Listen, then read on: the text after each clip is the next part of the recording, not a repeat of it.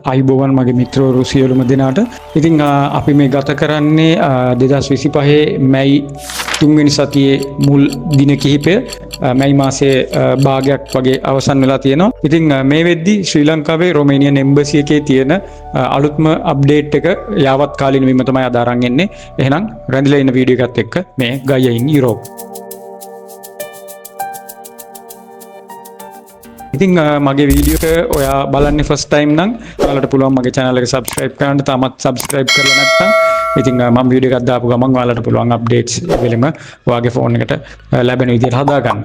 right. එහෙනම් අපි යමු මේ වෙනකොට තියෙන updates. මේ වෙනකොට Romanian Embassy එකේ interview dates ලැබෙමින් පවතින්නේ 173 සහ 174 කියන කාණ්ඩයේ මුල් number කිහිපයකට මේක randomly issue වෙන්නේ. 174 කියලා කියන්නේ බය වෙන්න එපා. 174 officially ස්ටාර්ට් වෙලා නැහැ. නමුත් අර රැන්ඩම් කීප දෙනෙක්ට ඉෂුව වෙලා තියෙනවා. ඉතින් 172, 171, 170 සහ 169, 168 වගේ නම්බර්ස් වලත් ලේට් සබ්මිෂන්ස් තාම ඩේට් ඉෂුව වෙමින් තියෙනවා. ඉතින් ඔයාලා ඒ SC නම්බර් කාණ්ඩයක අයිති කෙනෙක් නම් බය වෙන්න එපා. ඔයාලටත් ඉදිරියේදී දින ලැබෙන්න නියමිතයි. දින වශයෙන් බලුවොත් 2024 අගෝස්තු මාසයේ අවසාන සතිය වගේ සබ්මිට් වෙච්ච එම්බසියට සබ්මිට් වෙච්ච ඇප්ලිකේෂන්ස් වලට තමයි ඉතින් ඩේට් ඉෂුව වෙමින් යන්නේ. මේ වෙනකොට රොමේනියන් එම්බසි එකේ ඉන්ටර්විව්ස් වලට සහභාගී වෙනවා 171, 172 කාණ්ඩ කීපයක්. ඒ වගේම 169 සහ 170 ලේට් සබ්මිෂන්ස් වලට ඉන්ටර්වියුස් යනවා. වීසා ඉෂුවන්ස් එක සම්බන්ධයෙන් ගත්තොත් මාසයක විතර කාලයක් වීසා ඉෂුව වෙන්නේ නැතුව එම්බසි එක ඇතුලේ තිබ්බා. ඒක සෑහෙන දෙනෙක්ට ඉතින් ලොකු ප්‍රශ්නයක් වෙලා තිබ්බා. සතුටුදායක ආරංචිය තමයි අප්‍රේල් 20 වෙනිදා පාස්පෝර්ට් කලෙක්ෂන් වලට මේල් ඇවිල්ලා තියෙනවා. මේක සෑහෙන පිරිසකට ඇවිල්ලා තියෙනවා සැලකිය යුතු ප්‍රමාණයකට. මේ ඇවිල්ලා තියෙන මේල්ස් අපි අරන් බැලුවොත් ගොඩක් වෙලාවට මාර්තු මාසයේ අවසාන සතිය සහ අප්‍රේල් මාසයේ මුල සති දෙක අතරතුර අයට මේල්ස් ඇවිල්ලා තියෙනවා. මේ රිජෙක්ෂන් percentage එක කොහොම වගේ වෙයිද කියලා මම කීප දෙනෙක් අහලා තිබ්බා. අපි සාමාන්‍යයෙන් ඇනලයිස් කරලා බැලුවොත් රිජෙක්ෂන් වලට තියෙන percentage එක සාමාන්‍යයෙන් 110ට වඩා අඩු වගේක් තමයි තියෙන්නේ. ඉතින් අපි හිතනවා 20 වෙනිදා ඉෂුව වෙන පාස්පෝර්ට් වලත් රිජෙක්ෂන් ප්‍රතිශතය ගොඩක් අඩු වෙයි කියලා. ඒ වගේම අපිට පොඩි පොසිටිව් සයින් එකක් හම්බෙලා තියෙනවා රොමේනියන් එම්බසි එකේ මේ දවස්වල සාමාන්‍යයෙන් 100 කියන රේන්ජ් එකේ තමයි ඉන්ටර්විව්ස් යන්නේ. ඉතින් 150 කියන නම්බර් එකට ඒගොල්ලෝ ලං වෙන්න උත්සාහ කරත් ඩේලි ඉන්ටර්විව් වෙන ප්‍රමාණය 100, 120 වගේ අතර තමයි උපරිම තියෙන්නේ. ඉතින් මේ දවසට 100ක් වගේ ඉන්ටර්විව් කරලා පහුගිය මාස කිහිපය අරන් බැලුවොත් අපිට පේනවා SC numbers 4ක් හෝ 5ක් අතර ප්‍රමාණයක් සාමාන්‍යයෙන් මාසයකට move වෙලා තියෙනවා. ඉතින් 168 කියන SC number එක මාර්තු මාසයේ අන්තිම අප්‍රේල් මුල තමයි ඉන්ටර්විව්ස් ගියේ. ඉතින් එදා ඉඳලා මේ වෙනකොට 174 කියන නම්බර් එක කන්සිඩර් කරොත් නම්බර්ස් 6ක් ඉෂුව වෙලා තියෙනවා. මාස එකමාරක් වගේ කාලයක. ඉතින් මම කලින් වීඩියෝ එකකත් කිව්වා සාමාන්‍යයෙන් මාසෙට නම්බර් 4ක් move වෙලා තියෙනවා කියලා. තාමත් ඒ තත්ත්වය මේන්ටේන් වෙනවා. නම්බර්ස් 4ක් move වෙනවා. ඉතින් මේ විදිහට SC නම්බර්ස් 4ක් සාමාන්‍යයෙන් මාසයකට move වෙන්න හේතු දෙකක් බලපාලා තියෙනවා.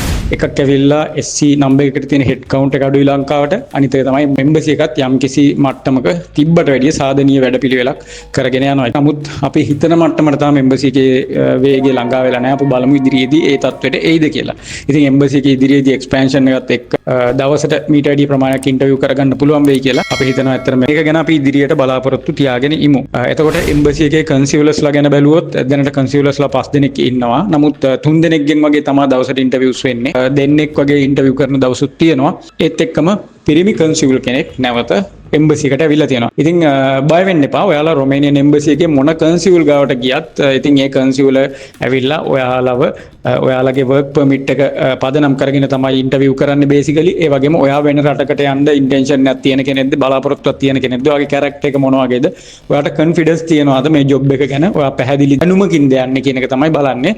ඉතින් ඒ සඳහා අවශ්‍ය කරන ඩොකියුමන්ට්ස් ටික පිළිවෙලට හදාගන්න. ඒ ඩොකියුමන්ට්ස් ටික පැහැදිලිව අරගෙන යන්න.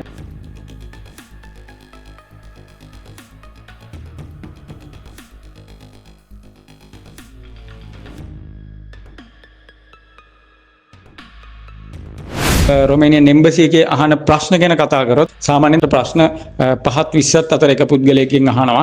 ඉතින් මේ ප්‍රශ්න වලට මූලිකව පාදක වෙන්නේ ඇග්‍රීමන්ට් එක සහ ඔයාගේ වර්ක් පර්මිට් එක. ඒ වගේම myself. ඉතින් මේ myself කියන්නේ කොහොමද? ඔයාගේ working agreement එකේ තියෙන details ටිකට ප්‍රශ්න වලට උත්තර දෙන්නේ කොහොමද කියන එක ගැන මම වෙනම වීඩියෝ සීරීස් එකක්ම කරලා තියෙනවා. ජොබ් එකක් වෙන්න ඕන. සාමාන්‍යයෙන් ලංකාවේ කරන ජොබ් එකයි රොමේනියාවේ කරන්න යන ජොබ් එකයි හාත්පසින්ම වෙනස් වුණොත් තව ප්‍රශ්න අහන්න පුළුවන්. බයික් රයිඩර් පුරිය වගේ යන අයගෙන් විශේෂයෙන්ම රෝඩ් සයින්ස්, සිග්නල්, රූල්ස් ගැන අහනවා ප්‍රශ්න. ඉතින් මේවා ඔයාලා බය කරන්න කියන ඒවා නෙවෙයි. මේවා තමයි ඇත්ත කතාව.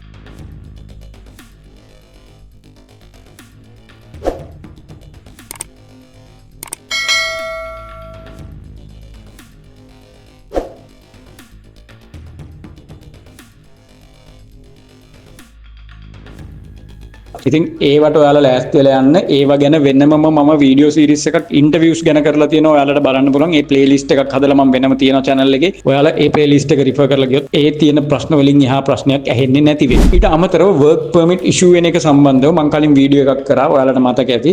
මම මෙතනින් ඒ කාඩ් එක දාලා තියන්නම්. work permit issue වෙන එක සස්පෙන්ඩ් කරලා තියෙනවා කියලා සිස්ටම් එකෙන් නිවුස් එකක් ගිහින් තියෙනවා. ඉතින් මේක ටිකක් ලොකුවට මේ රාවේ ගියා. මම මේක ගැන IGI එකෙන් ඇහුවා. මම ඔයාලට ඒ වීඩියෝ එකේ කතා කරා කිව්වා. මම IGI එකෙන් රික්වෙස්ට් කරා කියලා. ඉතින් IGI එකෙන් මට ඒකට ගවර්න්මන්ට් එකෙන් ඔෆිෂියල් රිප්ලයි එකක් දාලා තියෙනවා. ඒගොල්ලෝ මෙන්න මේ මම මෙතනින් දාන්න.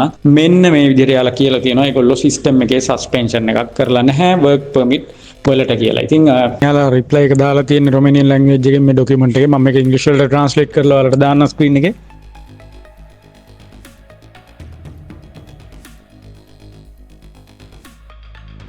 ඉතින් මෙතන කියලා තියෙන්නේ මිත්‍රෝනි කිසිම සස්පෙන්ෂන් එකක් සිස්ටම් එකේ වෙලා නැහැ. ඉතින් ડોකියුමන්ට්ස් ප්‍රශ්නයක් නැතුව සබ්මිට් කරන්න පුළුවන් සිස්ටම් එක වැඩ කරනවා කියලා.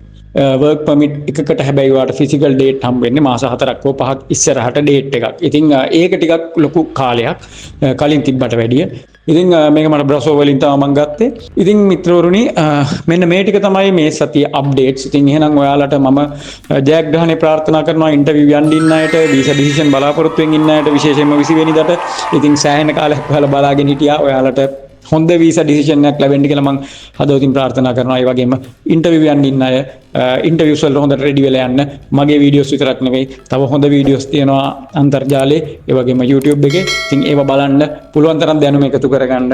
ඉන්ටර්විව් එකට හොඳට ෆේස් කරන්න ශක්තිය ධෛර්යය ඔයාලට ලැබෙන්න කියලා මම ප්‍රාර්ථනා කරනවා. ඉතින් අදට ගිහින් එන්නම් ඔයාලට ජය හා සතුට. ඉදිරියේදී අලුත් වීඩියෝ එකකින් හම්බෙමු. මම ගයයින් යුරෝප්.